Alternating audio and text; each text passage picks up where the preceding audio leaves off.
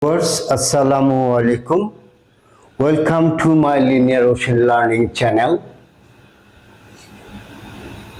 Today, my video is on a different aspect of English grammar, and it is about first person singular and first person plural, I and we, and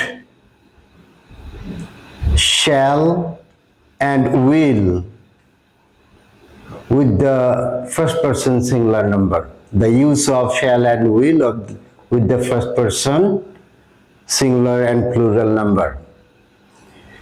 When we say I shall do it, we shall do it, it's okay. It's in a statement. It is normal, quite normal. I shall do it, we shall do it. And whenever we tell I will do it or we will do it, our intent is very high.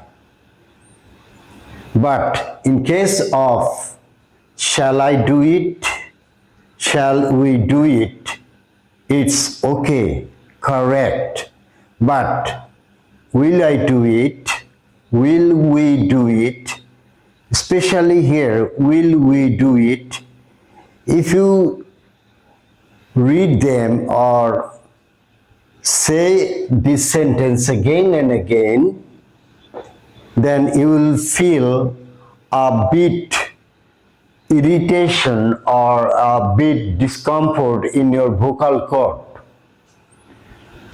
Again, in case of interrogative sentence, shall I do it, shall we do it, easygoing speech. But will I do it or will we do it, they are difficult to say, and again we feel some kind of discomfort in our vocal cord.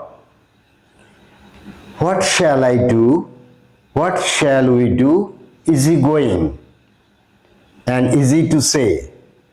But what will I do or what will we do, especially what will we do, we feel a bit discomfort. So it is better not to say what will we do. It is better to say what shall we do. It is better not to say what will I do. It is better to say what shall I do.